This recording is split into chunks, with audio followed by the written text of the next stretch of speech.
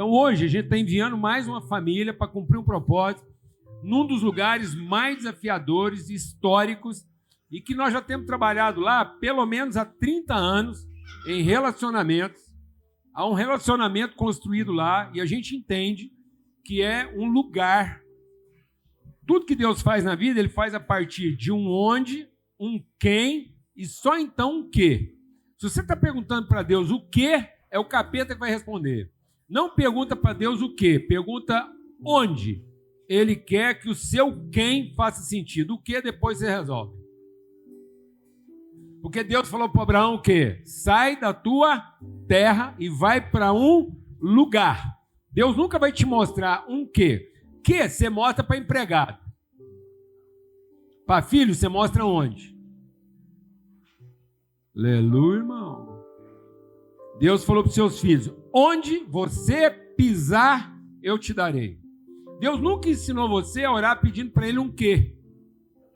Quem pede quê é o quê? Funcionário.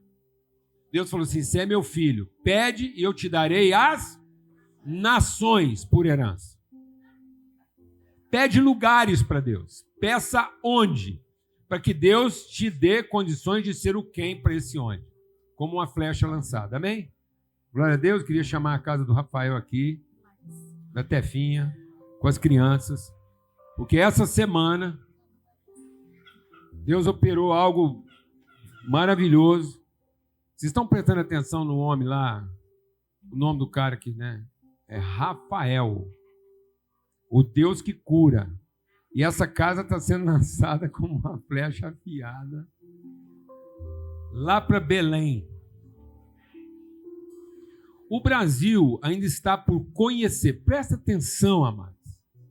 O Brasil ainda está por conhecer aquilo que é de fato nossa vocação profética.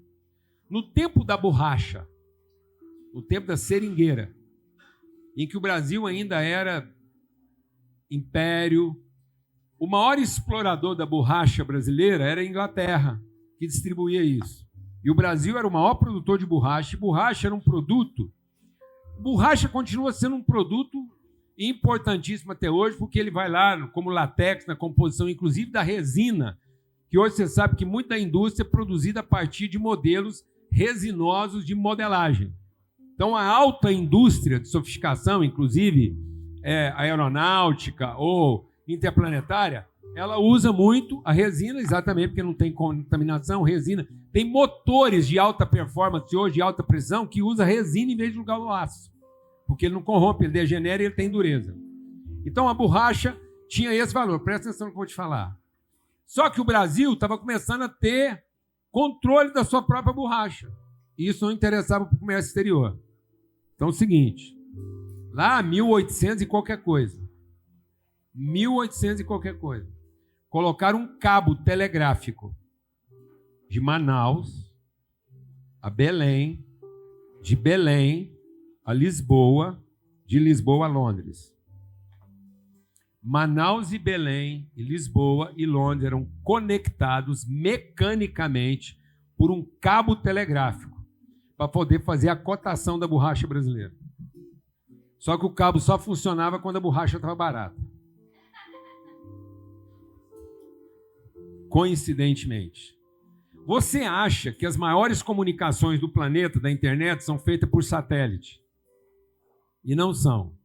O povo faz a gente pensar que a maior comunicação de internet, tudo que você recebe na internet, ele faz você pensar que é pelo satélite.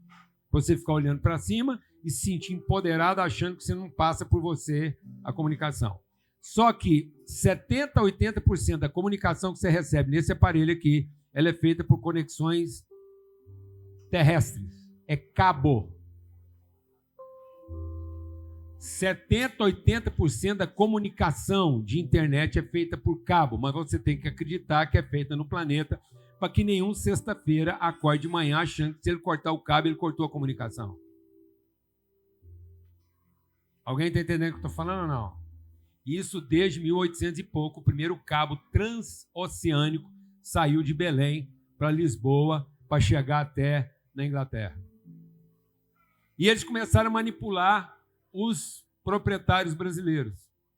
E aí, como eles não queriam ficar refém disso, mandaram um general da Marinha inglesa para cá, aposentado, e esse cara tinha uma missão: exportar sementes de seringueira para tirar do Brasil o controle da borracha.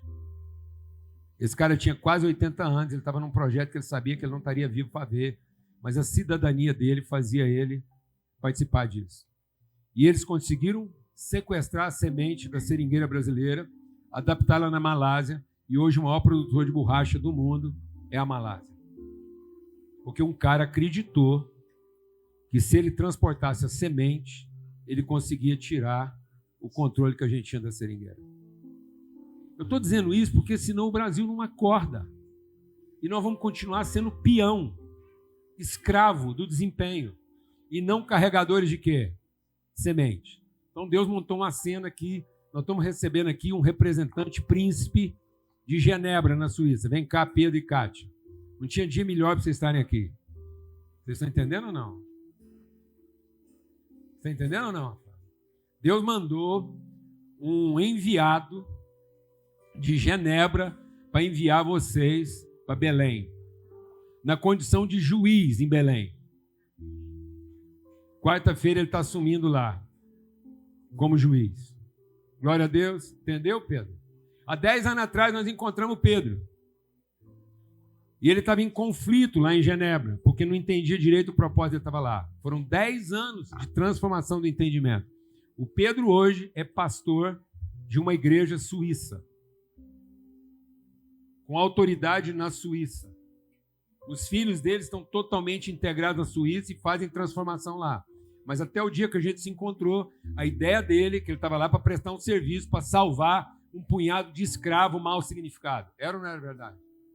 E hoje ele tem autoridade na igreja suíça, em Genebra. Assim que ele passou a ser membro dessa igreja, poucos meses, menos de um ano que ele estava lá frequentando, a igreja teve um racha. Ela caiu de 400 pessoas que participavam do culto a menos de 150. Tem quanto tempo isso? 7 anos. 7 anos. Depois de uma semana, a igreja lá está vivendo um avivamento. O Pedro e a casa dele fazem parte disso.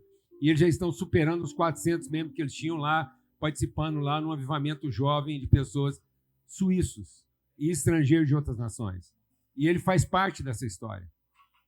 Glória a Deus. É nessa autoridade. Só que a primeira vez que o Pedro veio aqui no Brasil, ele veio exatamente num dia de God Vibes. A canoa que levou ele lá de Aruanã para o acampamento, se você procurar ela lá em Aruanã, você vai encontrar, porque ela tem a marca de 10 dedos na beirada dela. Porque nós pegamos o Pedro às 6 horas da manhã, embarcamos ele numa canoa à noite, ele e a mulher, e fizemos a trajetória de Aruanã até no acampamento, 1h30 de barco, no escuro. Pensa esse homem. 2 dias depois ele acorda no acampamento, o povo viu umas pegadas lá na beira da areia, e o povo está lá, é gato, é capivara, é cachorro. Aí alguém chegou perto do Pedro e falou assim, não, é uma onça, ela estava aqui ontem bebendo água aqui perto. Esse cara veio de Genebra, rapaz, para ficar num acampamento do lado de uma onça, agarrado na beirada de uma canoa, você não tem noção. Mas ele creu, está aqui, voltou agora. Eu só estou contando essa história. O que é isso? É selva, mas é Europa, é Suíça, são as principais cidades. Deus está levando vocês para que aquilo que vocês vão gerar lá vai ser luz para as nações. Tem um povo lá esperando vocês. E como isso foi no contexto do God Vibes, eu queria chamar aqui 2 ou 3 representantes do God Vibes. O trem aqui, se eu envio assim, meio Araguaia, Genebra, é com essa energia aqui, entendeu?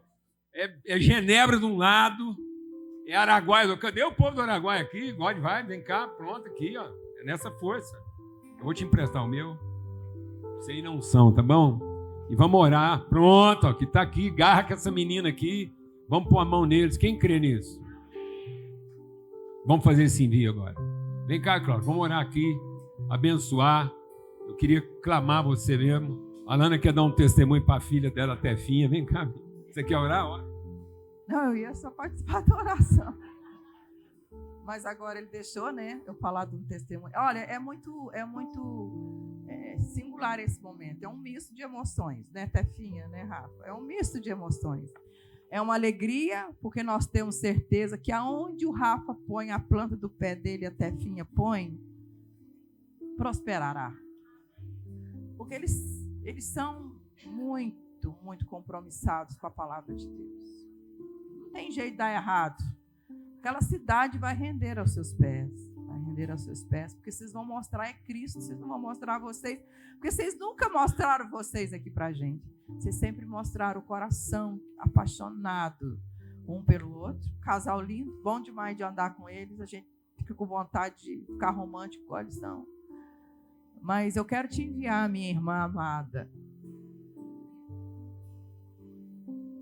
com a mesma unção, com a mesma dedicação que você foi com essa igreja, com as mulheres dessa igreja. Quantas jovens passaram pela sua casa, pela sua vida e foram libertas pela palavra da verdade.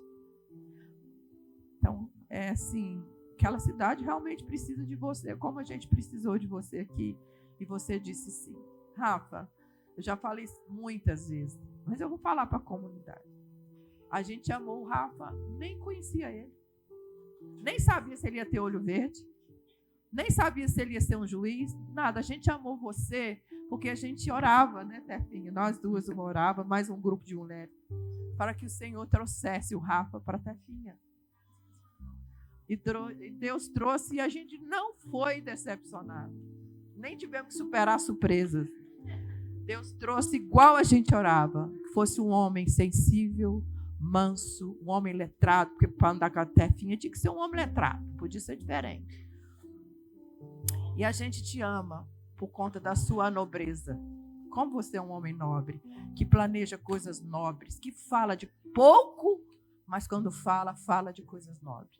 Então, nós enviamos vocês com misto de quem está geograficamente distante. A gente fica triste, porque eu não vou te encontrar quase toda semana mais, mas a gente envia com tanta alegria de saber que Belém está recebendo um casal, um presente para a glória de Deus. Viu?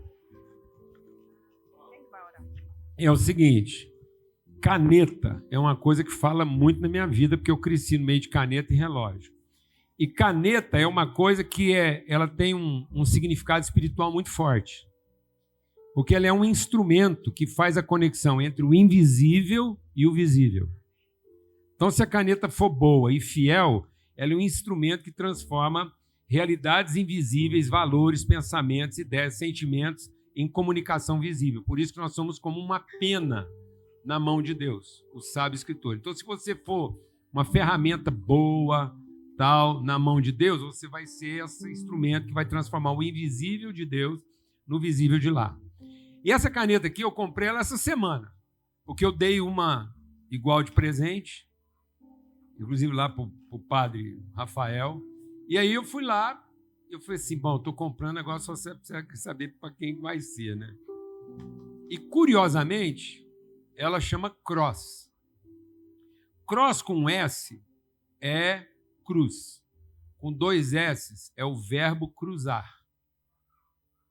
Então você vai ganhar uma caneta que tem nome de cruz e de transgressão, de travessia.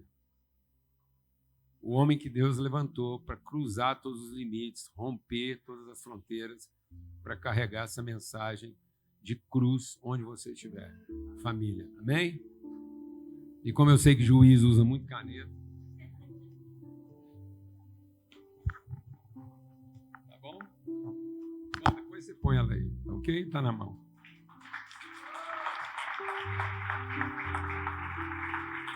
E eu sei que o juiz não pode assinar com tinta preta, tem que assinar com tinta azul. Eu tenho a carga azul dela lá também, original. Valeu. Claro? Eu queria aproveitar um momento e dar um testemunho da vida do Rafa. 2 anos, um pouco mais de 2 anos atrás, a gente estava sentado na mesa desse casal aqui, eu e a Maísa, né? E a gente conversando sobre vários assuntos. E aí o Rafa confessou que ele tinha um desejo muito grande de ser juiz. E aí eu perguntei para ele, mas por que você quer ser juiz? Ele falou assim, porque eu quero dar voz para o povo. Né? A gente vive uma justiça hoje que as pessoas têm vez, mas não têm voz. E ele disse para mim que eu quero ouvir as pessoas. Então eu falei, então você vai ser juiz. Você pode ter certeza disso, porque Deus tem compromisso com isso. Vou deixar o Pedro orar. Então você vai ser enviado pelas bênçãos, a unção lá de Genebra, de Calvino, entendeu? Desse lugar de referência, de pacificação. Vem cá, vamos pegar essa unção forte aqui hoje e orar pela sua vida. Glória a Deus. Senhor Jesus, nós queremos, Pai, te agradecer, ó Deus, por este envio. Te louvar, ó Deus, pela unção, pela graça, pela autoridade que é ministrada sobre a vida dessa família, Senhor.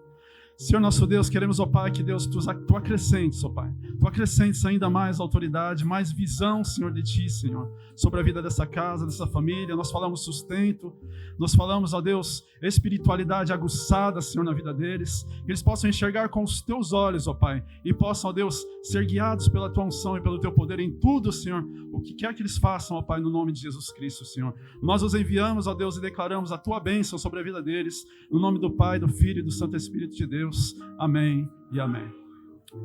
Aleluia. Nenhuma arma forjada contra vocês vai prevalecer. O Senhor os guarda de todo mal. Vem sobre a vida de vocês o reino de Deus, para que a vontade eterna dele seja revelada através de vocês. Em nome de Cristo Jesus. Amém. Vamos cantar o cântico agora lá, que a gente está preparado. Então pode todo mundo aí ficar de pé e vamos em alta voz cantar aí junto com eles aí. Esse cântico de envio.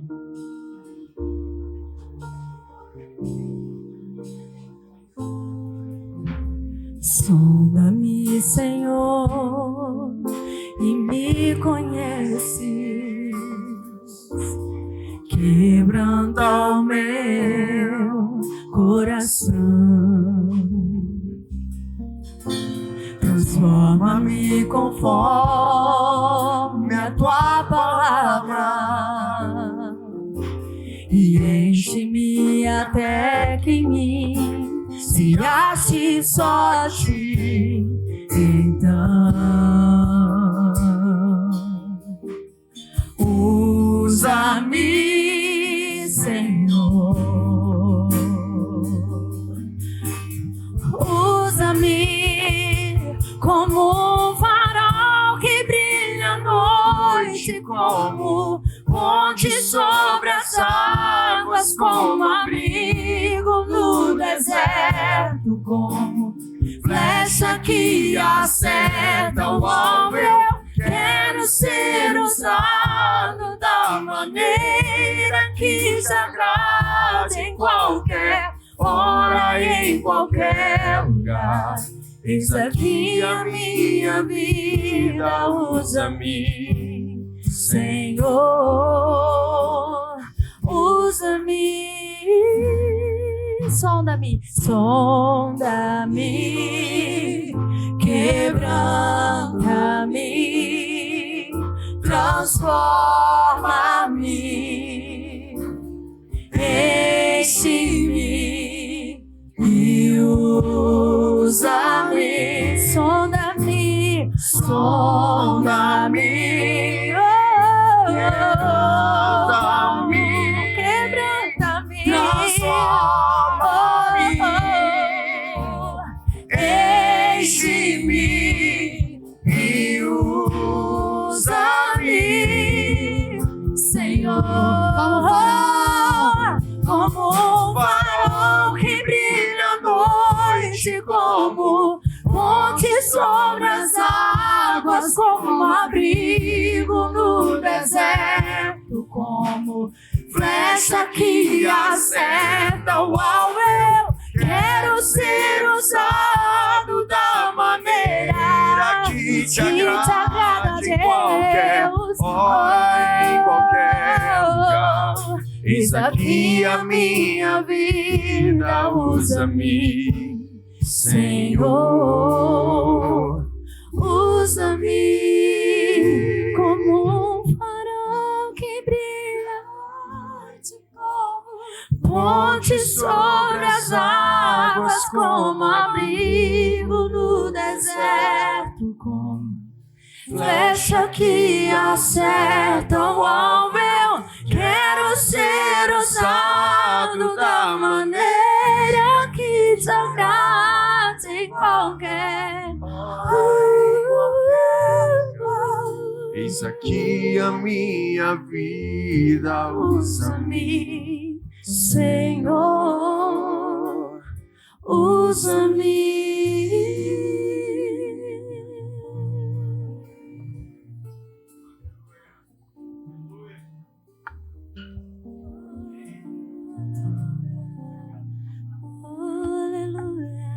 Bom dia, pessoal. Eu quero só dar assim, um pequeno testemunho da nossa casa em relação a essa trajetória de concurso, porque talvez até tenha alguém aqui, ou alguém que conheça alguém nessa caminhada. Quando eu comecei a namorar o Rafa, ele estava exatamente de acabar de reprovar na prova oral do concurso passado. Então, nós começamos a namorar nesse cenário dele recebendo a reprovação, e era um contexto que a gente não sabia quando que teria essa prova novamente, né, da Justiça do Trabalho. E nós começamos a namorar no final de 2018, em 2019 nós ficamos noivos, e ele continuou estudando. Em 2020, no auge da pandemia, nós nos casamos, e nesse contexto que vocês estão percebendo aqui, de 6 anos para cá, quando foi a reprovação, nós nos casamos, tivemos 2 filhas, temos mais 2 no céu, que eu tive um aborto gemelar, e o Rafa nunca parou de estudar. E eu achei interessante que hoje começou o culto falando sobre resiliência, né? E o que eu pude ver na vida do meu marido foi um homem resiliente mesmo. Porque eu acho que quem é casado aqui sabe que início de casamento é um tempo de ajuste. Nós nos casamos na pandemia, então nós vivemos 24 horas juntos. A Clarinha veio, nós casamos em maio, eu engravidei da Clarinha em outubro. E em todo o tempo, por mais que nossa casa estivesse passando pelas adaptações, em nenhum momento eu vi o Rafa desistir do que ele queria. E quando eu comecei a namorar com ele, eu entendi isso que um pouco o Natanael falou. O Rafael não tinha um sonho de um contra-cheque de juiz. O Rafael tinha um sonho de alcançar esse lugar para que esse lugar gerasse propósito, né? Então, eu sei que nós não estamos mudando para lá porque meu marido vai ganhar melhor. Nós estamos mudando para lá e vamos assumir, ele vai assumir esse cargo, a nossa casa vai assumir, porque ele tem propósito mesmo para cumprir com esse cargo.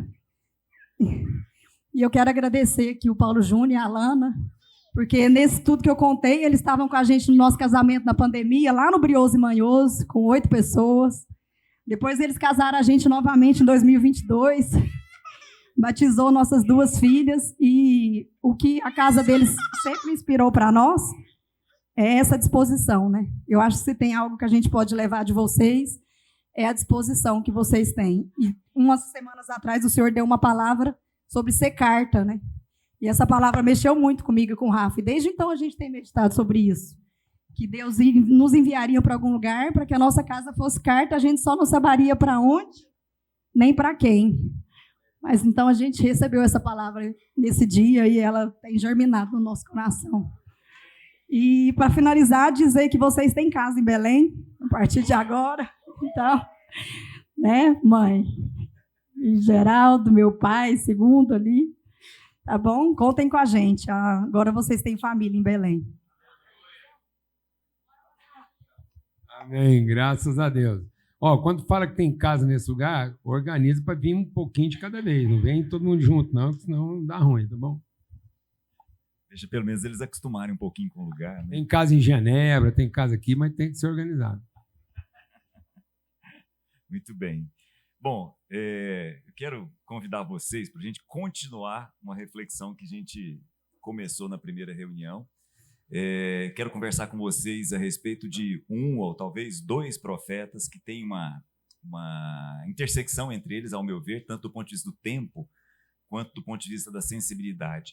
Mas antes eu vou ler um texto para vocês aqui e já vou te convidar para entrar aí à vontade. Paulo dizendo o seguinte a respeito dos dons espirituais: sigam o amor e busquem com dedicação os dons espirituais. Quando Paulo escreve a primeira carta à igreja de Corinto, que era uma igreja que tinha como marca registrada a diversidade de dons, ele fala isso mesmo. Busquem mesmo, com amor, busquem com dedicação os dons espirituais. Isso faz parte. Não há nenhum problema na busca dos dons espirituais. No entanto, ele diz assim: mas tem um que eu queria que vocês se esforçassem mais por encontrar, por buscar. Busquem principalmente o dom de profecia. E aí nós precisamos explicar um pouco a respeito disso, né, Paulo Júnior? Até para a gente falar um pouco a respeito dos profetas. Como eu tenho dito, eu acho muito legal a maneira como você faz as definições que você faz, sempre atento ao sentido delas. Porque, na verdade, o sentido é tudo. Absolutamente tudo, né? Mas voltando aqui, e a gente já entra nisso, Paulo diz que nós devemos buscar principalmente o dom de profecia por uma razão. Ele explica claramente. É que quem profetiza o faz para a edificação, o encorajamento e a consolação dos homens. Então, quando nós buscamos em Deus, quando nós buscamos no Espírito o dom de profecia, e quando nós entregamos uma palavra de profecia para as pessoas, que não tem nada a ver com o futuro, mas tem a ver com a revelação do que é eterno, isso na vida da pessoa edifica, encoraja e consola. Em outras palavras, nós não deveríamos estar atentos a mais nada do ponto de vista dos dons do que isso.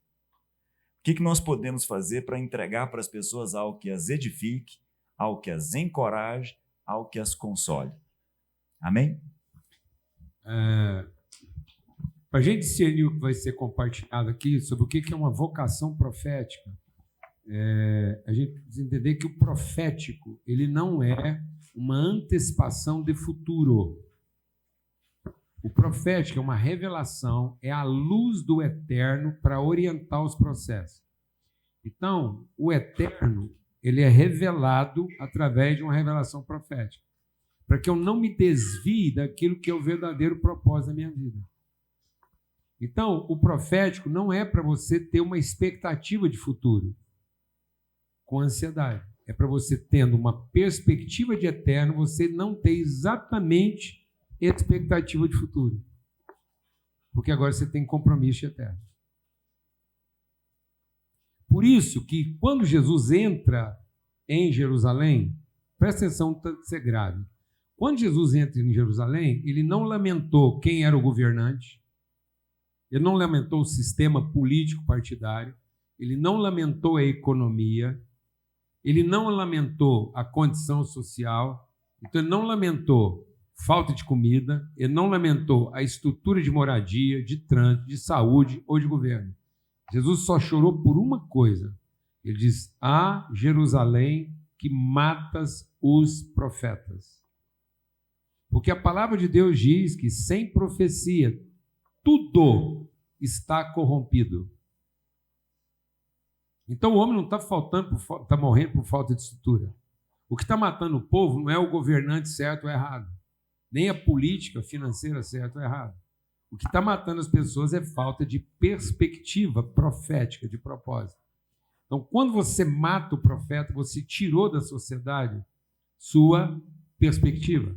E o que entra no lugar da perspectiva? Uma expectativa de futuro. Então você coloca uma ansiedade no lugar de uma convicção. O medo entra no lugar da fé. E onde existe o menor resíduo de medo, o amor não se aperfeiçoa. O amor vai alcançando alguns estágios, mas ele não alcança a sua plenitude maior. Por isso que a palavra de Deus diz assim: você pode ser o melhor pregador, você pode ter uma expertise apologética, você pode ser o maior operador de milagres, você pode fazer lá o cara que faz as pontes, os túneis, você descobriu os equipamentos da medicina, você cura, você é o cara que cura o câncer. E você pode ser o filantropo, você pode pegar tudo que você conquistou na vida e fornecer comida para todo mundo. Mas se isso não for uma expressão do amor, isso é só uma expressão maldita da sua ansiedade, como quem acha que se o problema estiver resolvido, está tudo resolvido. Está entendendo ou não? Então, você quer matar o profeta? Transforma ele num resolvedor de problema, para garantir um futuro melhor. Então, onde é que os profetas estão sendo mortos? Deus prometeu o seguinte: toda casa onde houver fé, todo filho nascido é profeta. Então, a criança nascida no ambiente da fé, ele não será um profeta. Ele é um profeta, que precisa ser alimentado como profeta.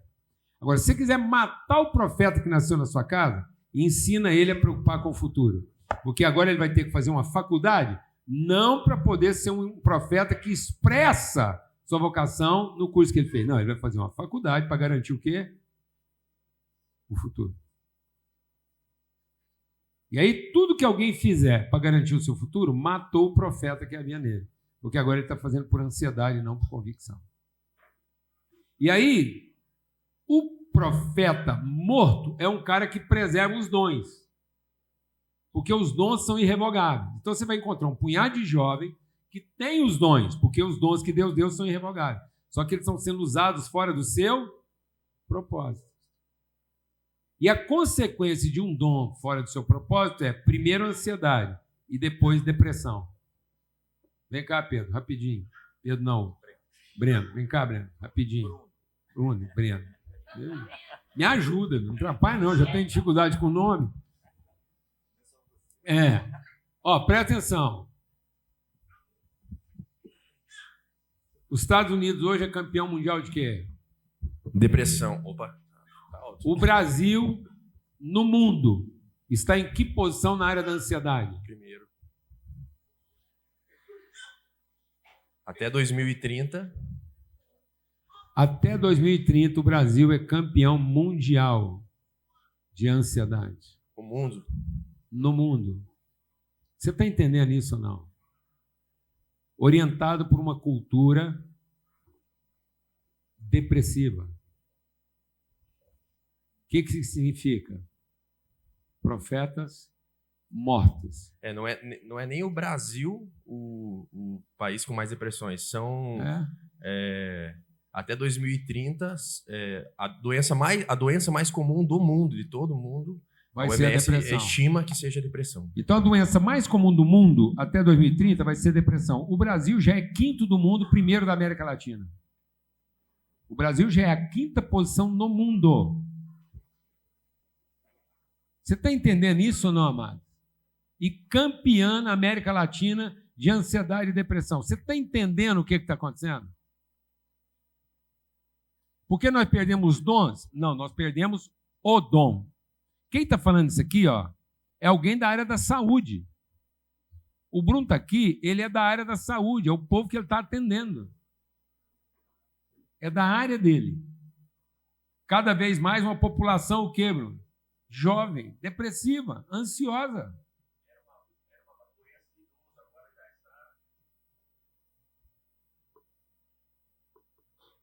Por quê? Porque o profeta tem, como o Cláudio vai explicar muito bem, o profeta ele tem uma tendência, é da natureza da vocação profética, uma tendência depressiva. Por quê? Porque como ele vai ver um eterno, ele pode facilmente confundir o eterno que ele está vendo com um futuro desejado. Então o profeta pode confundir um assim é com um talvez seja, quem sabe será, que bom que fosse. Então, se eu pegar um menino e falar para ele, quem sabe será, que bom que fosse, talvez seja, eu matei quem? O profeta. Porque o profeta é a antecipação de um assim é. Ele já é. Então, o profeta é a revelação do que já foi criado e não do que será feito. Então, por isso que Cristo é o alfa e o ômega. Ele é a semente e o fruto. Por isso que quando o homem veio ao mundo, a semente e o fruto já estavam prontos. E havia semente dentro do fruto. Então não era o resultado fruto, era o processo de frutificação.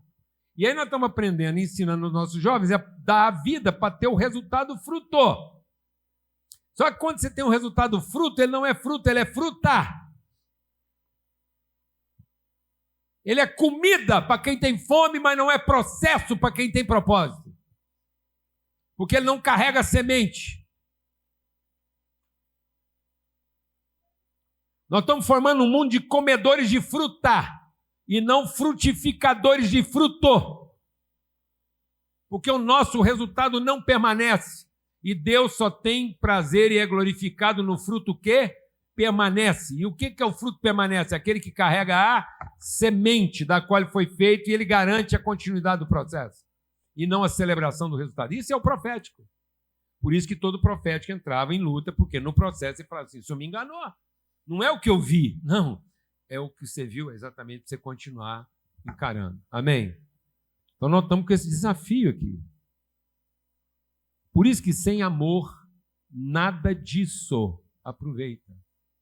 Porque nós temos vários dons. Jesus subindo deu dons aos homens. Tem um único dom que é de natureza.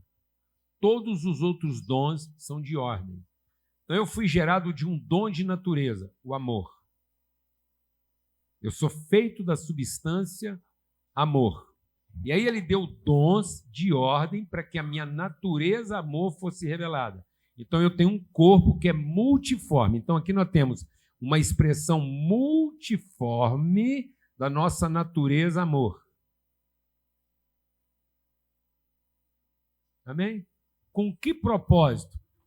O resultado? Não, a comunhão. Então eu sou gerado de amor, revelado em graça no propósito da comunhão.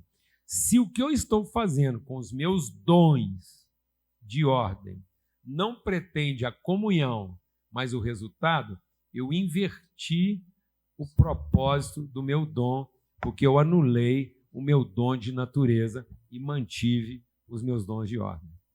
Quer matar um profeta? Vai lá e mata o dom de natureza, porque ele vai pegar os dons de ordem dele e usar para salvar quem?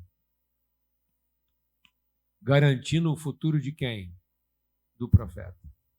Mantendo o emprego dele de pastor, mantendo o emprego dele de empresário, mantendo o direito dele de ter a família que ele sonhou. Por isso, o que é um falso profeta? Um cara que sentar aqui para usar o dom que ele tem para garantir que amanhã vai ter gente aqui ouvindo ele de novo. Aí ele começa a entregar o que todo mundo quer para poder garantir que amanhã tem público. Isso é circo. Não transforme sua empresa no circo onde você é o principal malabarista. Para não dizer o palhaço que produz entretenimento para manter garantia a bilheteria. Estão me entendendo isso ou não, amados? Uma palhaçada que nós estamos fazendo com os nossos filhos. Transformando eles em empregados de entretenimento, malabaristas, para garantir que eles vão ter público pagando o ingresso do show que eles têm para apresentar. Quem morreu, Cláudio? O profeta. E aí o mundo está entregue ao quê? A maldição. Uma condição escrava. Porque onde não há profeta, o povo se corrompe e padece. O que está acontecendo com a juventude brasileira? Estão sendo treinados a serem escravos de luxo, procurando quem paga o melhor salário para ele poder fazer o malabarismo dele, na certeza de que tem público reconhecendo o tanto que ele é bom. Quem morreu? O profeta. Claro, amado. A crise é brava. Então presta atenção no que vai ser ensinado aqui. Porque o povo não está sofrendo por causa do partido que está governando. O povo não está sofrendo porque a economia é ruim. O povo não está sofrendo por causa de taxa de inflação.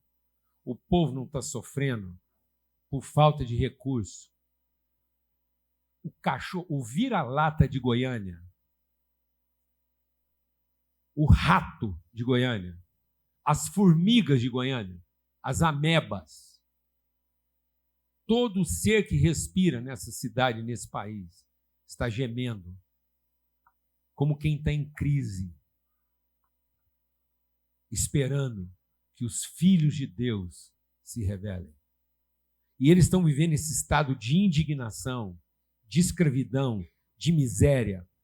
Não piore a situação deles, achando que esse povo está sofrendo, essa corrupção, essa desgraceira que está reinando no mundo. Foi por opção de alguém, porque eles estão sujeitos, escravos a uma mentalidade a que eles foram obrigados a se submeter, não porque escolheram isso, porque os filhos de Deus se omitiram de ser profetas para salvarem a si próprios. Está claro ou não, irmãos? Então não é porque o trem está ruim, é porque os profetas estão o quê? Mortos e distraídos, produzindo a sua própria salvação. Por isso que não adianta filantropia, não adianta milagre e nem retórica. Mais pregação não vai mudar esse país. Mais milagre não vai mudar esse país. Nem tampouco filantropia. Só tem uma coisa que pode libertar esse país e o mundo da escravidão. É que os filhos de Deus deixem de se ocupar de si próprios e, lançando mão do seu dom profético, que é o amor, façam dar sentido aos seus dons ministeriais que eles receberam para cumprir sua vocação profética. Amém, irmão? Glória a Deus. Amém. Então, guardem isso para a gente começar. O profeta é essa pessoa que coloca os seres humanos em contato com o eterno. Evidentemente, em alguns casos, isso acaba trazendo alguma previsão de futuro óbvio por quem teve contato com o eterno. Uma outra questão que eu queria colocar, e aí eu entro no texto que eu gostaria de trazer para vocês, é que o profeta é aquela pessoa, e aí presta bem atenção nisso, porque quando eu digo, a partir do texto, que nós devemos buscar os melhores dons, o dom de profecia, o profeta é a pessoa que Deus diz assim, eu vou deixar você sentir o que eu estou sentindo. E aí você expressa isso. Entenderam? Então, profeta é a pessoa que Deus diz, está vendo essa circunstância toda? Eu vou deixar você ter as mesmas sensações que eu estou tendo. Esse é o profeta. E aí eu costumo dizer, estava conversando esses dias com o Damon, a Ellen, Michele, que estava aqui, que eu tenho comigo que o profeta tem uma proximidade muito grande com o artista. Porque o artista também é essa pessoa. O artista é o artista, né? O profeta é a pessoa que, assim como o artista, ele busca no invisível uma imagem que ninguém está vendo e traz. Eu estava vendo, antes de vir para cá, estava vendo por acaso o quadro do Picasso, lá, o Guernica, a partir de uma guerra, e a maneira como ele, artista, mexeu com a cultura espanhola a partir de um quadro. O artista tem essa capacidade, de forma muito semelhante ao profeta. Ele busca naquilo que ninguém está enxergando, busca no invisível, traz ao visível e mexe com todos, expressando a sensação do próprio Deus através da vida dele. Entenderam? Nesse aspecto, um dia, a gente estava conversando a respeito agora há pouco, Paulo já trouxe esse texto na primeira reunião. Num determinado momento na vida de Jeremias, que é um dos principais profetas do povo de Israel, inclusive no Novo Testamento, quando Jesus é confundido, ele é confundido com Jeremias, porque o Jeremias, nos dias do Novo Testamento, é um profeta marcante. E aí, quando eles olham para Jesus, eles falam, é Jeremias, é Elias, é Jeremias. O profeta Jeremias, um dia, é levado à casa de um artista. É um texto muito conhecido, não vou pedir para vocês abrirem, mas se quiser, está lá em Jeremias 18. Deus diz para ele, Jeremias, vai lá na casa do artesão, vai lá na casa do artista, vai lá na casa do oleiro. Aí chegou lá, está vendo aí? Ó. Olha o oleiro estava trabalhando. Lembram dessa imagem? Então está lá o oleiro mexendo com o pé, né, na época, evidentemente, sem energia elétrica, aquela roda girando, barra em cima. E aí, à medida que o oleiro estava exercendo a sua arte e fazendo um vaso, veja, presta atenção na expressão do texto. O texto diz assim, o vaso se estragou na mão do oleiro. Eu acho importante que a gente entenda, não foi o barro que se estragou na mão do oleiro, foi o vaso que se estragou. Entenderam? O barro do qual nós fomos feitos não tem defeito. O que pode ter defeito é o propósito do barro que nós somos ao nos tornarmos o vaso que Deus quer. Entenderam? Então, nós não temos defeito na pessoa que Deus nos fez. O que pode estar comprometido nas nossas vidas é o propósito que Deus tem de nos fazer um determinado tipo de vaso. Mas não tem problema. Porque como o barro não tem defeito, Se o vaso tiver problema, o oleiro continua girando, ele amassa o barro e ele termina a obra. Porque o barro não tem defeito. Porque o barro não tem problema. O barro é perfeito com o seu propósito. Mas eu queria mesmo conversar com vocês a respeito de um outro profeta. E se você puder abrir, por favor, no livro de Abacuque. Uma carta, um livro bem pequenininho, num formato que eu quero chamar a atenção de vocês aí, para tornar mais viva ainda a palavra. Abacuque é um profeta um tanto quanto diferente, porque ele também é artista. Ou, como o Paulo Júnior acabou de falar, se é que a gente consegue separar essas duas coisas, essas duas pessoas, né? O profeta Abacuque é um músico, como ele vai explicar lá no final. O livro é pequenininho, né? O livro de Abacuque são só 3 capítulos. No final, ele se apresenta como quem toca instrumentos, ele toca os seus instrumentos, e o que ele está compondo aqui é uma obra para ser cantada, para ser expressa na forma de uma música. Parêntese importante, o profeta Abacuque vive no mesmo período do profeta Jeremias, como eu acabei de falar. Qual é o período? O período em que o povo de Deus, Judá, se encontra numa crise enorme de justiça. Vou repetir. O povo de Deus, o povo conhecido como o povo do Deus de Abraão, de Isaac, de Jacó, se tornou um povo cuja marca registrada era a injustiça. O profeta diz por quê? O profeta diz que a idolatria cresceu tanto no meu povo que a injustiça é acompanhada. Porque quando nós construímos os nossos próprios deuses, nós nos machucamos de maneira muito injusta. Porque nós nos tornamos deuses de nós mesmos, embora seja um Deus que nós construímos e nós colocamos num outro lugar. Então a injustiça no povo de Deus estava sendo uma marca tremenda naquele momento. Então esse é o momento em que o povo de Deus tinha como marca registrada a opressão. O pobre estava sendo oprimido, a viúva estava sendo maltratada, o órfão estava sendo descuidado, o estrangeiro naquele lugar estava sendo largado, o próprio povo de Deus escravizava os seus irmãos. Um momento muito ruim na história do povo de Israel, muito ruim. É o momento em que o profeta Abacuque aparece. Muito bem. Segundo detalhe que eu queria comentar com vocês, até para facilitar a nossa leitura. É uma poesia, é um cântico. E se você acompanhar junto comigo, você vai perceber que é na forma de um jogral. Não sei se vocês lembram desse tipo de poesia, dessa forma literária. Aquele formato em que há uma sequência. Um fala, outro fala, um fala, outro fala. No caso, o profeta fala, Deus fala. O profeta fala, Deus fala. Então, acompanhe comigo agora, dessa forma, a leitura que nós vamos fazer aí. Olha o capítulo 1, versículo 2, para a gente começar. Diz assim, o profeta falando. Até quando, Senhor, clamarei por socorro sem que tu ouças? Infelizmente, gente, é uma poesia que nós perdemos a métrica, nós perdemos a rima. É evidente, ela foi traduzida para a nossa língua, então muito se perdeu. Boa parte da beleza semítica da poesia nós perdemos. No entanto, a verdade está aqui. E eu queria chamar a sua atenção para isso. O profeta se coloca diante de Deus e fala assim, e aí, Senhor, até quando eu vou continuar clamando por socorro sem que o Senhor me ouça? É bom trazer um dado novo aqui para todo mundo ter ciência. Existe uma forma poética que está sendo ressuscitada, especialmente na periferia, entre os jovens que não se conformam com o que está acontecendo. É curioso isso.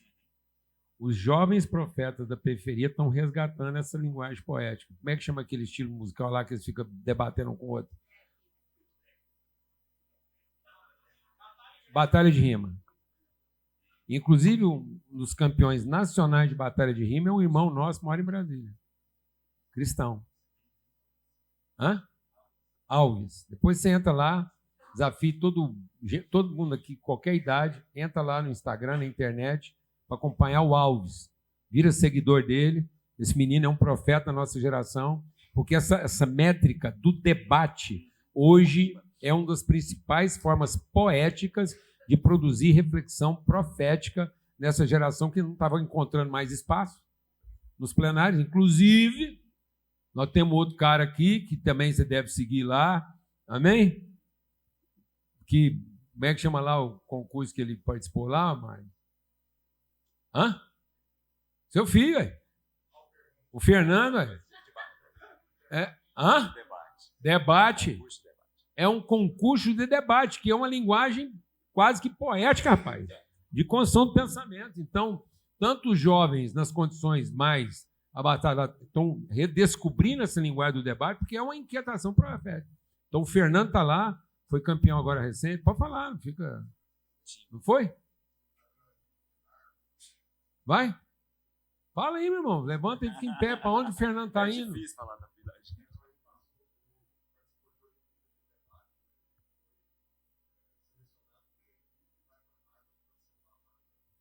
Rapaz, o Fernando, profeta aqui, ó. Agora não, ele não contou a história direito, porque tem coisas que tem que ser um outro para contar. O Fernando estava participando do debate, que seria, inclusive, ponto para poder selecionar a equipe. E o time dele desistiu. Foi ou não foi? E aí ele peitou continuar o debate sozinho, pai. Você estava lá, não foi? Menino, rapaz. O pessoal retrocedeu, os outros profetas deram uma acuada, o Fernando foi lá e pá, encarou o debate sozinho e ganhou a competição. Está selecionado para compor o time aí, Harvard, assim como o Alves lá. Então, eu só queria reforçar aí, desculpa tomar o tempo aí, mas é porque... Não, é porque, tá vendo como é que tem a ver com a arte da... É o Abacuque. Enfim, o profeta volta então e fala, Senhor, e aí?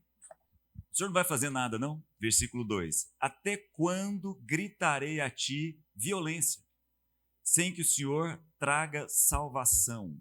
Salvação. Por que me fazes ver a injustiça? Por que toleras a maldade? A destruição e a violência estão diante de mim. Há lutas e o conflito se levanta. Por isso a lei se enfraquece. A justiça nunca prevalece. Os ímpios cercam os justos e a justiça é pervertida. Então prestem atenção. Profetas colocam diante de Deus e fala, o senhor não vai fazer nada.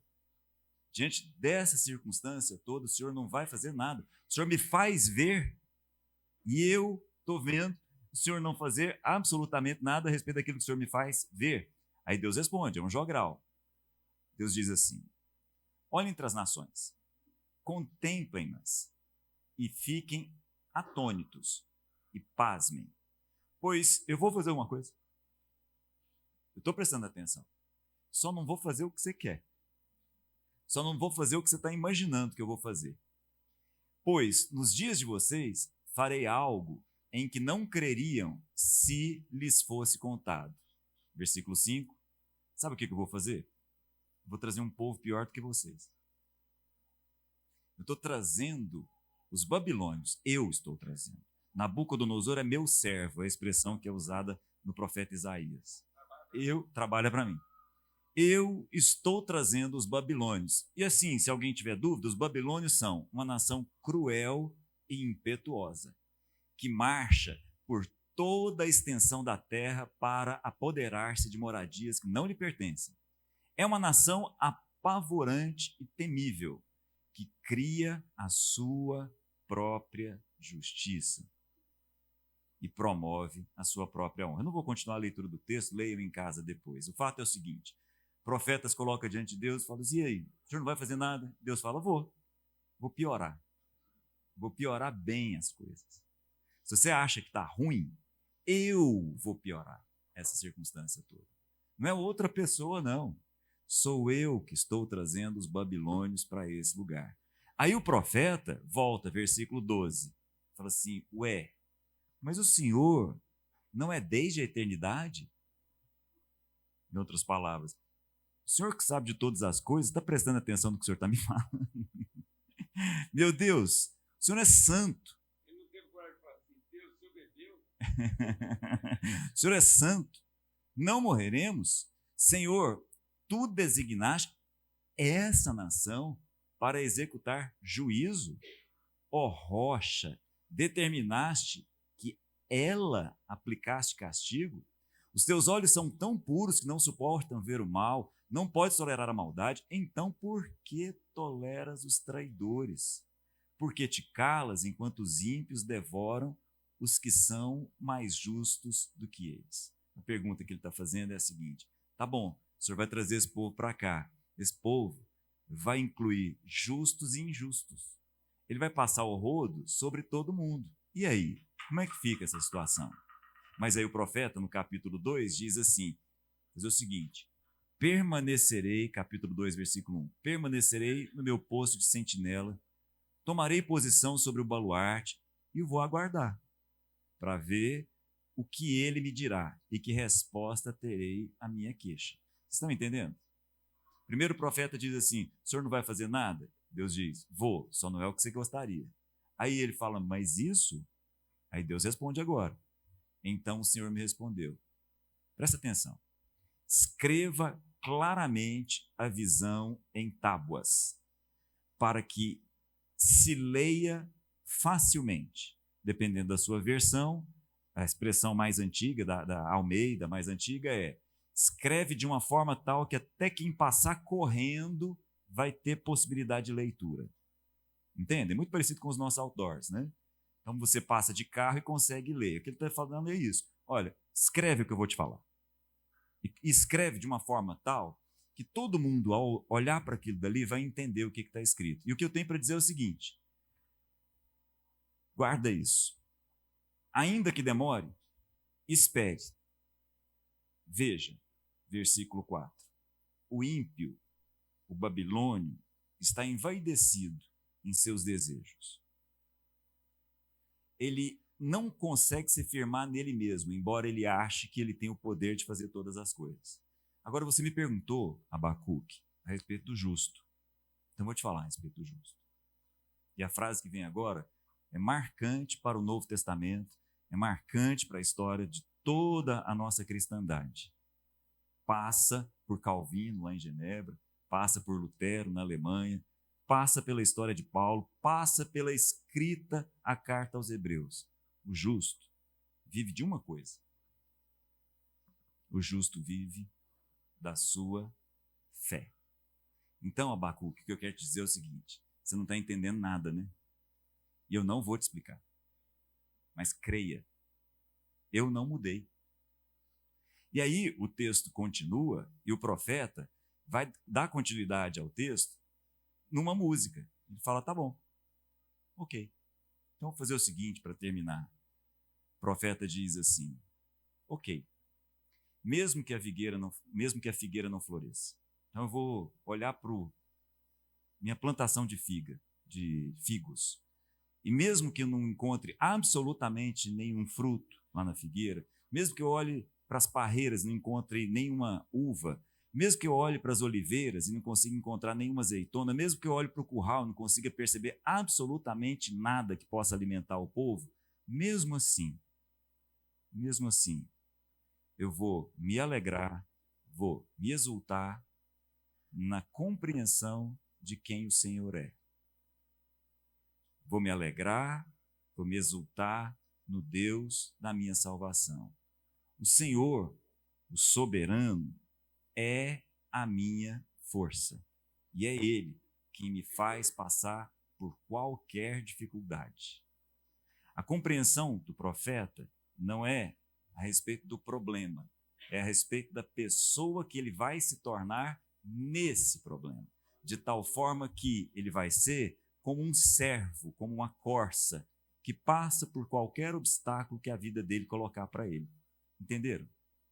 A grande descoberta, o grande aprendizado no final das contas é que, meu amigo, creia. Porque quem crê não pede para a circunstância mudar. Quem crê se coloca nas minhas mãos e se permite ser moldado o vaso que eu gostaria que ele fosse. Entenderam?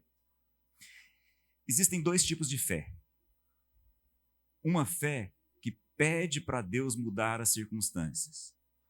E um tipo de fé que não pede para Deus mudar as circunstâncias, mas vive todas as circunstâncias e se permite ser mudado. Entenderam? Teve um determinado momento, aliás, dois momentos, que me parecem sempre muito marcantes, porque são situações em que a gente é pouco honesto em dizer que elas são estranhas. Quando a gente vai lá para o Novo Testamento, bem no início do ministério de Jesus está dentro do barco, é um texto que vocês conhecem de trás para frente, eu tenho absoluta certeza. Jesus está dentro de um barco, uma boa parte de pescadores dentro do barco, E o barco enfrenta uma tempestade. Jesus aonde estava nessa hora? Dormindo, né? Estava dormindo. Eu tenho certeza que vocês conhecem essa história.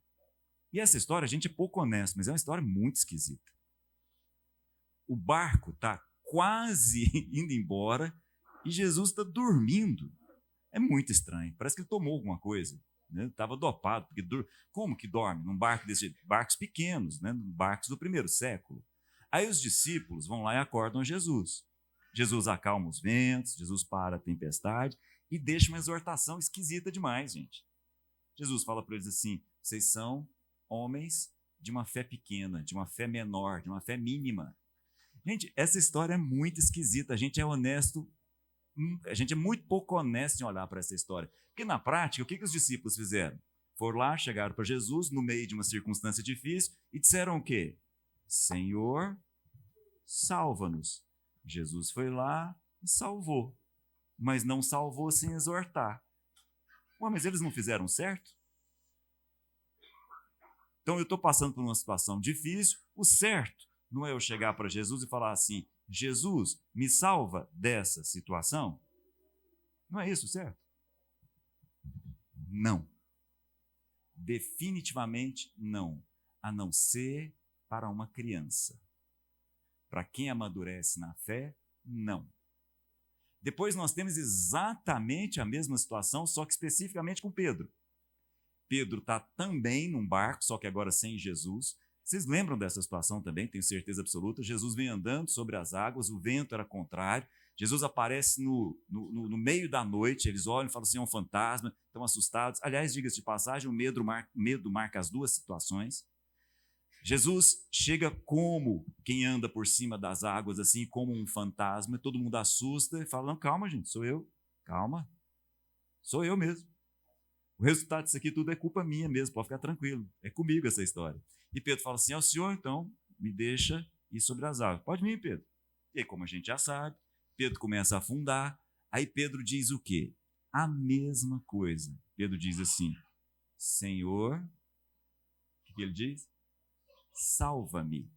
Aí Jesus dá a mão, põe ele dentro do barco, fala assim: você é um homem de pequena fé. Ué, mas o que eu fiz de errado? Ele podia perguntar. Ué, Jesus, estava afundando, estava precisando de ajuda. O senhor não pode me ajudar? Pedi para o senhor me salvar. Por que eu sou um homem de pequena fé? Por que eu sou um homem de uma fé pequena, de uma fé mínima? Por uma razão simples. Por uma razão extremamente simples. Não é para que você peça ajuda, é para que você seja transformado. E aí, nesse aspecto, eu sempre me lembro de um outro filho de Deus que estava num barco. E ele nunca pediu ajuda, porque Paulo, quando estava naquele barco, que estava em processo de naufrágio, numa situação bem pior, contra a própria vontade, em hora alguma se colocou diante de Deus e pediu ajuda. Ao contrário, o que ele fez? Ele falou assim: sou eu o filho de Deus nesse lugar. Então, existem duas formas de fé. A forma de quem pede salvação e a forma de quem se coloca como barro nas mãos do oleiro e se permite ser moldado do jeito que o oleiro quiser. Porque você confia no oleiro. E quem que é o oleiro? É o amor. O oleiro não é outro. O oleiro é o amor.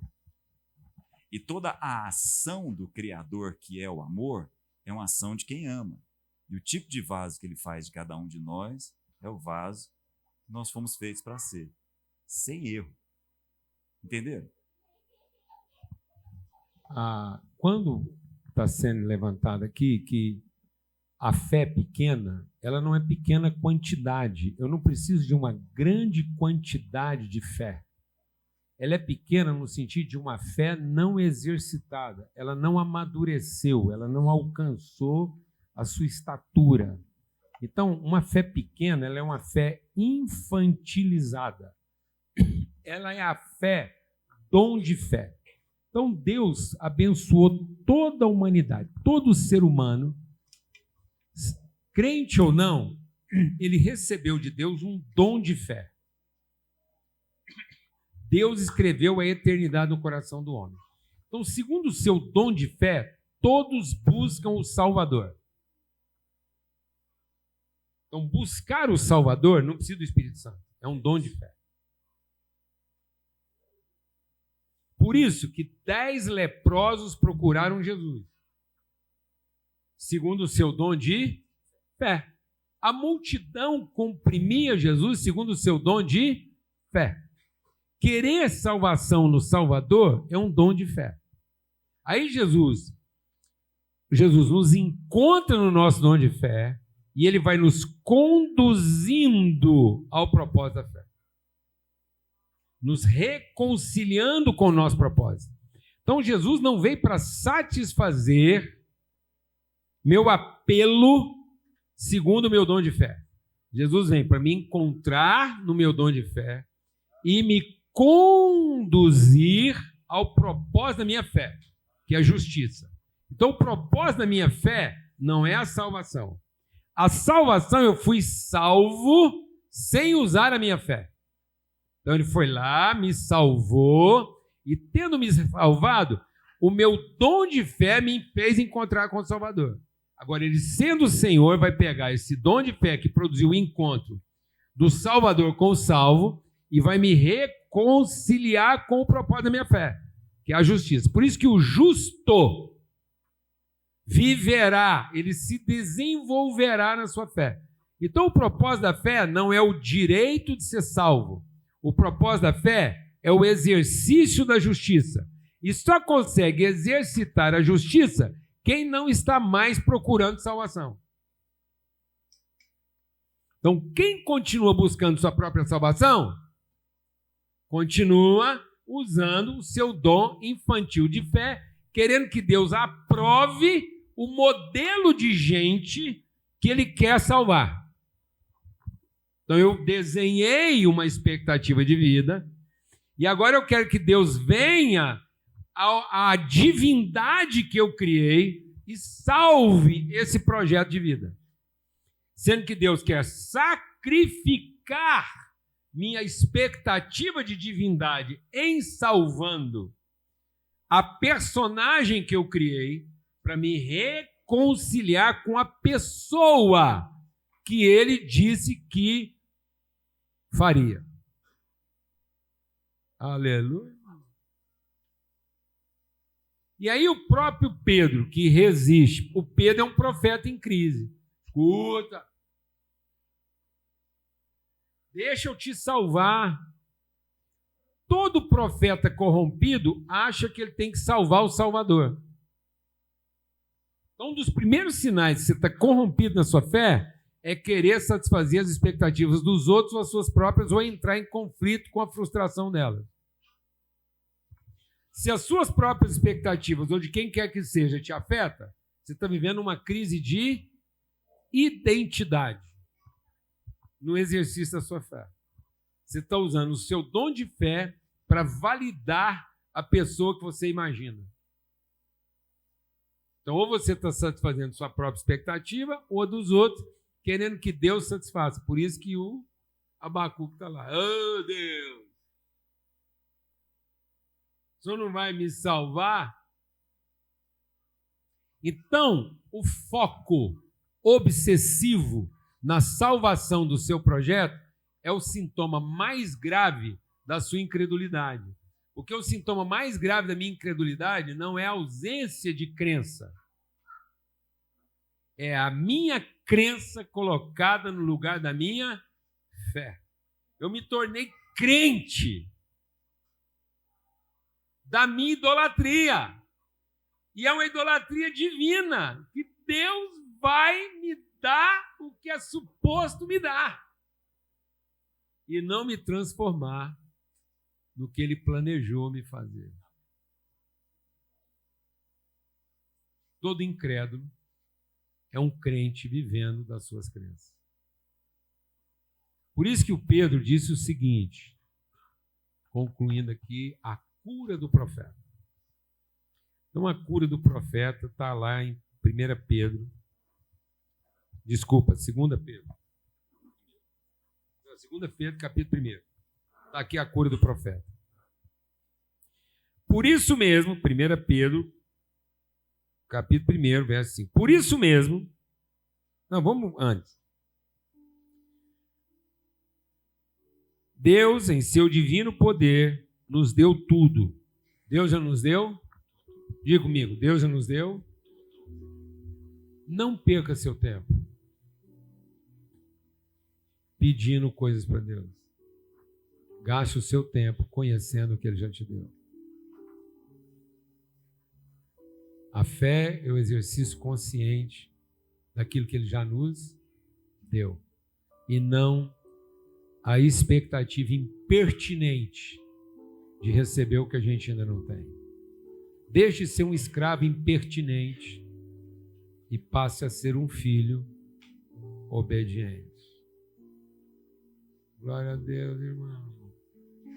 Você não tem que acordar Jesus de madrugada como um escravo impertinente para salvar você, porque ele está dormindo na certeza de que já você mesmo poderia ter resolvido o problema. Glória a Deus, amado. Jesus resolveu dormir no seu barco não para te substituir de madrugada, mas só para te encorajar, que assim como você viu ele fazendo, você também pode fazer. Aleluia. Aleluia. Jesus está dormindo no seu barco, não para ser a sua pior lembrança de quem você tem que acordar de madrugada para resolver por você, mas ser a sua melhor memória. E como filho, ele podia muito bem estar dormindo, em vez de estar preocupado. Aleluia.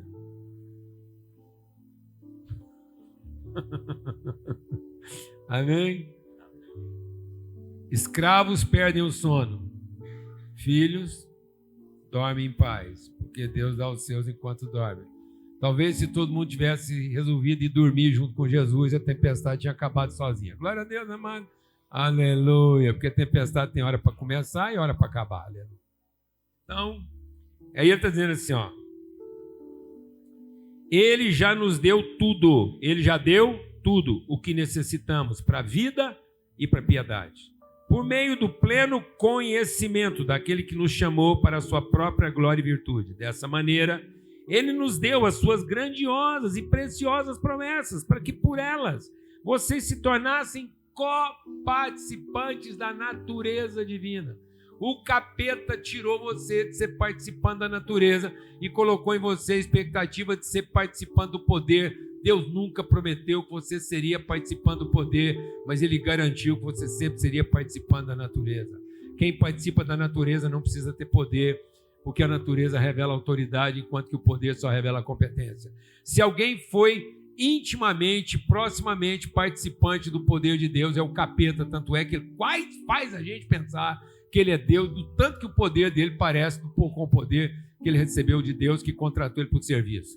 Mas ele é só um empregado que no exercício do seu poder lembra o poder que Deus tem, mas nem de longe ele vai conseguir comunicar a virtude que Deus representa, porque ele, participando do poder, nunca conheceu a virtude. E nós podemos comungar a virtude sem ter que participar do poder. Por isso que não é fazendo valer o poder, é exatamente se esvaziando dele que nós vamos revelar toda a virtude, como Jesus fez. E aí ele diz assim, ó, ele nos fez co-participante para que através das suas promessas, então as promessas não é para você ter expectativa do que você vai receber, a promessa é para você ter certeza do que você já recebeu. E aí ele diz assim, ó, e assim vocês se tornassem co-participantes da natureza divina e pudessem ficar livres da corrupção que há no mundo, causado pela cobiça. Sabe do que o mundo está sofrendo? Desejo. Desejo de quê? De ter a sua vontade satisfeita. Desejo de ver a pessoa que você criou para si mesmo ser realizada. Sabe essa pessoa que você desenhou para você? Quer te dar uma ótima notícia. Deus está garantindo a morte dela. Se você não se desapontar com as melhores expectativas que você tinha a seu respeito, você jamais vai conhecer o que Deus queria fazer de você. E se for preciso Deus levantar o pior de todos os demônios, o rei da Babilônia, para destruir tudo que você construiu com base na sua expectativa, ele vai levantar. Deus chamou Satanás em pessoa. Deus chamou o chefe dos capeta para ter certeza que o serviço seria bem feito, para desapontar Jó de todas as suas expectativas humanas, seja na área profissional, seja na área familiar, seja na área conjugal, seja na área da saúde.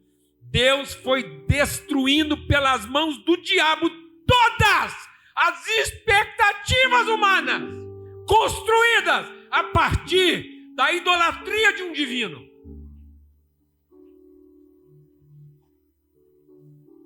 Não se iluda. O capeta que te atormenta trabalha para Deus. Amém, meu irmão? Meu Deus, rapaz. Quem aguenta uma pressão dessa? Que filho aguenta a pressão de um pai mal resolvido transferindo para ele a culpa de realizar coisas que jamais seriam realizadas? Nem pelo mais perfeito dos anjos, porque nunca foi serviço, sempre foi relação.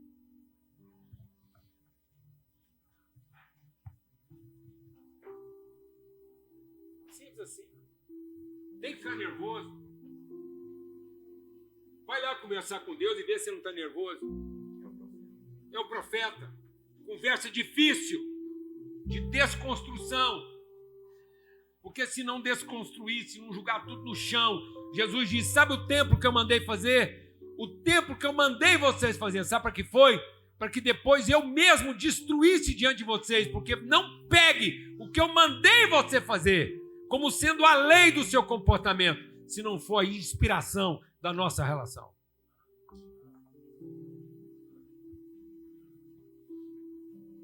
Entendeu ou não? Porque senão depois você vai vir me acusar do que eu te falei. Como se eu tivesse a obrigação de satisfazer a sua expectativa. Tenta usar o que Deus escreveu contra ele. E eu vou te falar quem é que vai vir responder sua súplica. Está me entendendo isso ou não, amado? E aí ele continua. De tal maneira liberta a cobiça, empenhem-se, esforcem-se, dediquem-se em acrescentar à sua fé virtude. Sabe por que a nossa fé está pequena? Porque ela está óbvia, infantil, carente. Nós estamos usando a nossa fé para satisfazer nossa carência, nossa cobiça, e não para sustentar nosso propósito. Por isso que ela ficou pequena. Porque ela está totalmente desprovida de virtude e está totalmente carregada de interesse. E ele falou, se você não acrescentar virtude à sua fé, de que maneira? Conhecimento e não entendimento. Sabe o que está atrapalhando o povo desenvolver a sua fé? Porque estão querendo entender em vez de conhecer. Vai lá ver se o Jó conseguir entender. Vai lá ver se o Abacuque conseguir entender. Vai lá ver se o Jeremias conseguir entender. Vai lá ver se até hoje Pedro conseguiu entender. Finalmente eles entenderam, sabe o quê? Que não era de entender. Ou você conhece, ou nada vai fazer sentido. Porque a palavra da cruz é loucura e não entendimento. Tenta entender o que Deus quer fazer com seus filhos e eles vão se tornar escravos das suas expectativas. Pede para Deus te explicar antes o que Ele vai fazer da sua casa. Pede para Deus te garantir exatamente o endereço de onde Ele quer te levar. E sabe onde é que você vai terminar? Onde o capeta quis que você estivesse. Porque quando Deus te chama, Ele fala assim, vem andar comigo. Para onde? Eu te mostro. Só caminha. Amém? Homens e mulheres, maridos e esposas. Porque o coração materno vai querer o quê? Ou você me explica tudo antes, ou eu não saio. E a mãe morreu onde? Uma estátua de sal na porta de Sodoma. Porque preferiu olhar para trás e ter todas as suas perguntas respondidas, em vez de andar para frente, no mistério Belém. Amém? Vai lá, Tefinha. Vai lá para o seu mistério Belém, onde não tem nenhuma pergunta respondida. Mas a fidelidade de Deus está te esperando.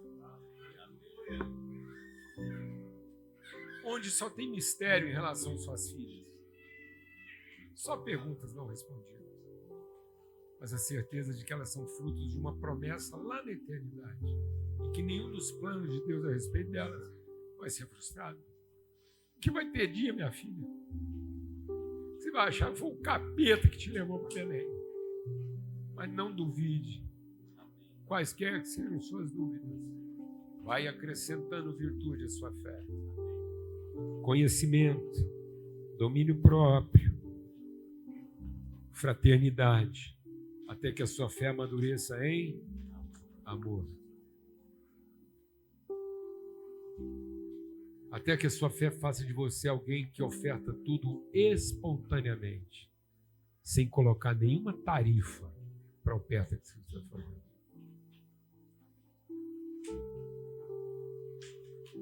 Glória a Deus. Porque é por isso que o Pai nos levantou, para que a gente ofereça a nossa vida espontaneamente. Porque se Ele acenasse com algum benefício para você lá em Belém, que não fosse singularmente o propósito, sem nenhuma outra pergunta respondida, não podia ser por interesse. E aí essa pequena porção de fermento ia estragar todo o resto. Amém, Rafael? É só isso. Amém. Que bênção, meu irmão. Amém. Que alegria, não é verdade? Amém. Pelos nossos filhos. Essa semana foi aniversário do Luca. Foi aniversário hoje? Mas o jantar foi ontem. Estou sabendo. O almoço, festão. Vou te falar por que eu estou sabendo. Porque eu cheguei lá numa casa para fazer uma visita. Fui lá visitar uma família que mora ali no Alpha House. E o jovem que estava lá, estava celebrando a alegria de ser amigo do seu filho. Porque encontrou na amizade dele esperança. Legal isso, né? Vá, Paulinho. Eu te acompanho lá. E eu estou aqui porque eu estou que nem celebrando o aniversário do Lucas. Daqui a pouco nós estamos tudo lá. Celebrando essa alegria, essa gratidão. Queria então dar esse testemunho de que nossos filhos estão cumprindo a sua vocação profética. Mesmo que tem hora que a gente não entende nada. Glória a Deus. Aleluia. Recebi notícias da festa dos seus amigos.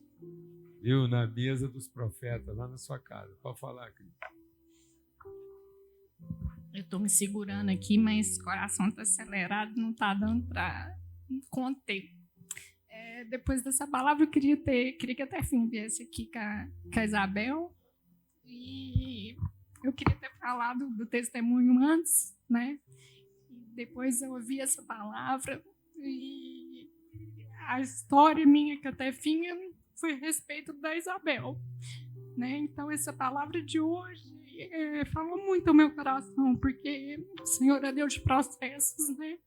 E todo o diagnóstico que essa princesa tinha de síndrome de cardiopatia, foi 9 meses de gravidez, de a gente ter tido encontros, nós fomos no médico juntos para ver, discutir como que ia, onde a Lida nasceria, né? Será que a gente tem que ir para São Paulo? Será que onde que vai ser? E vários encontros foram necessários nessa caminhada de 9 meses para discutirmos em Deus o que era melhor para essa princesa. Assim, toda vez que eu olho para ela, eu lembro do parto que a gente foi juntas, e eu fui a fotógrafa desse parto, porque a gente não sabia como ia nascer, como que ia, e eu falei, acho que talvez se eu estiver lá, a gente consegue ajudar, né? E eu tenho certeza que o Senhor nos preparou e preparou vocês, a casa de vocês, para serem mais fortes, terem essa fé da palavra de hoje, firmados em Deus, de saber que Ele tem um controle de todas as coisas, Ele tinha um controle da pintura desse quadro que é a Isabel, e eu tenho certeza que tudo que aconteceu nos 9 meses foi para que a gente pudesse se encontrar e vocês pudessem ser testemunho de tudo que você viveu nesses 9 meses de crescimento, de fé, de firmar mesmo a alegria de ter sido uma casa firmada sobre a rocha, de saber que o Senhor estava no controle de todas as coisas. Viu? Amém. Benção, amados. Ó, a gente vai deixar aqui o nosso endereço de investimento. Não é para você fazer oferta, nem pagar taxa, não. É para você entender que você faz parte dessa mesa e que você pode ajudar a pagar a conta. Amém? Quando você vai num restaurante, você tem vários tipos de amigo. Todo mundo vai lá, come a pizza e tem vários tipos de amigo. Você tem o dizimista. Dizimista é aquele que pega a conta, divide pelo número de participantes e geralmente ele leva o dinheiro de casa até no centavo. Porque geralmente ele quer rachar a conta até no centavo e o desgraçado tem até o centavo para não precisar pagar mais na conta, entendeu? E geralmente os caras que é legalista em rachar a conta certinha, ele é um falso dizimista, porque geralmente ele não inclui os 10% do garçom, geralmente ele vai a conta só em cima do osso lá. Aí você tem o ofertante. O ofertante é aquele lá que fala assim, ó, gente, nem sei quanto é que vai dar não, mas tá aí, ó. Vai como que ele estivesse fazendo um favor. E aí, já nem está nessa mesa mais o pentecostal. Porque o pentecostal é aquele que minutos antes da conta chegar, ele já sabia que ela estava chegando, ele tem um trem mais importante para fazer, porque o Espírito revelou para ele, ele já, ó, foi embora. Ô, gente, vocês me desculpam, não vou poder ficar até o fim, fui. Então o pentecostal já foi, o dizimista está com as moedas, e o ofertante vai. Mas aí tem o irmão. O irmão fala assim, escuta, quanto que é a bagaça aí? Para nós fechar a conta. Glória a Deus, então você escolhe em qual categoria que você está, se você está no pentecostal, se você está no pagador de taxa, se você está no ofertante, ou se você está em quem quer saber quanto é que a conta fica para nós fechar essa bagaça, tá bom? Uma boa semana para todos, vamos em paz, que o Senhor nos guarde do mal.